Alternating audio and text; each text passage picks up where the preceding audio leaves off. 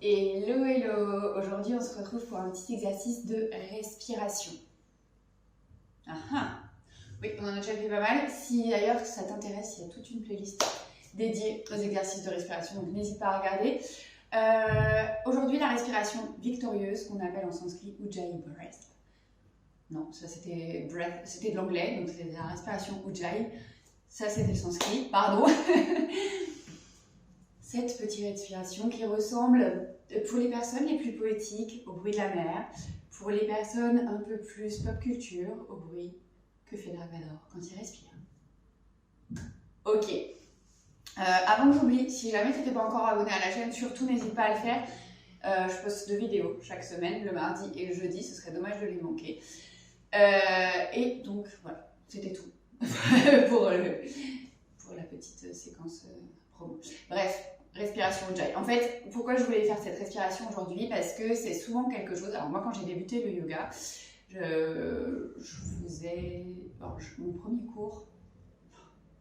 Bref, je vais pas vous raconter ma vie. Mais bref, le premier cours de Vinyasa auquel j'ai assisté, la prof parlait de respiration Ujjayi. Moi, j'étais là genre, de quoi elle parle? Donc, c'est une respiration dont on entend beaucoup parler dans les cours de yoga dynamique. Et je me suis dit que ce serait pas mal de te faire un petit débrief sur qu'est-ce que c'est que cette respiration Ujjayi.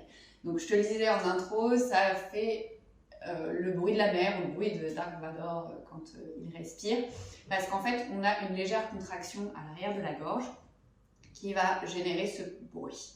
Alors j'espère qu'avec l'audio ça va bien fonctionner et que tu entendras ma respiration Ujjayi.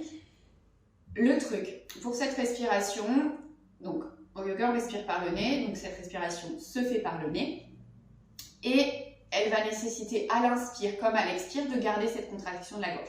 C'est pas quelque chose qui est forcément évident à faire à l'inspire, on a plus tendance à facilement le faire à l'expire, en tous les cas c'est ce que j'ai pu remarquer pour moi et pour une grande majorité de mes élèves. Après, tu me diras dans les commentaires si pour toi c'est plus facile à l'inspire ou à l'expire. Donc pour commencer, on va le faire avec la bouche ouverte. Et tu vas imaginer que tu contractes ta gorge pour faire comme de la buée sur une vitre. Tu vois, en hiver, quand... moi, je faisais ça dans le bus quand j'étais petite. Quand il y avait de la buée, on dessinait des trucs et puis pour effacer, on faisait comme ça. Et bien, c'est exactement ce qu'on va faire. Donc là, tu fais la bouche ouverte, tu fais... Tu vois, tu as contracté, tu as senti quelque chose, il se passait un truc. Tu as contracté la gorge. Donc on va faire la même chose. Cette fois-ci, en fermant la bouche, on garde la contraction et on fait juste par le nez. Et ça fait... J'espère que tu as entendu. En tous les cas, si toi, tu l'avais ressenti quand tu as ouvert la bouche, refais la même chose en gardant la bouche fermée. Donc ça, c'est Ujjayi à l'expire. Maintenant, il faut faire la même chose à l'inspire. Donc il faut garder cette contraction de la gorge que tu avais à l'inspire et à l'expire. Donc ça fait...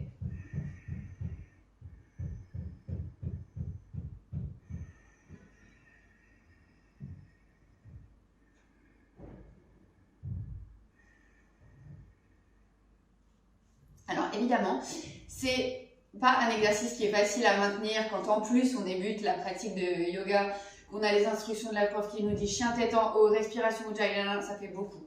Alors honnêtement, moi ce que je te conseille, si tu débutes le yoga, continue à respirer, peut-être ok juste par le nez, sans forcément faire Ujjayi, mais au moins respire par le nez et fais les mouvements. Et une fois que tu seras à l'aise avec les mouvements, introduis petit à petit cette respiration. Puis si par moment dans le cours tu te rends compte que tu l'as oublié, bah, c'est le moment de la remettre. Et au fil du temps, peut-être que tu la maintiendras tout le temps. Moi pour ma part, après X années de pratique, je ne pratique toujours pas la respiration Ujjayi pendant 1 heure de cours. Parce que la vie quoi, en fait, hein, tout simplement. Donc voilà, j'espère que cette petite introduction rapide à la respiration Ujjayi t'aura permis de mieux comprendre ce qu'il en est. Si tu as d'autres trucs et astuces, parce que tu la pratiques toi déjà depuis longtemps, n'hésite pas à les partager dans les commentaires. Si également tu pratiques depuis longtemps, dis-moi si toi tu tiens pendant 1 heure avec la respiration Ujjayi pendant le cours. Après, en vrai, moi c'est juste que c'est pas du tout un objectif et que... En fait, je ne fais aucun effort sur ce sujet, hein, soyons clairs.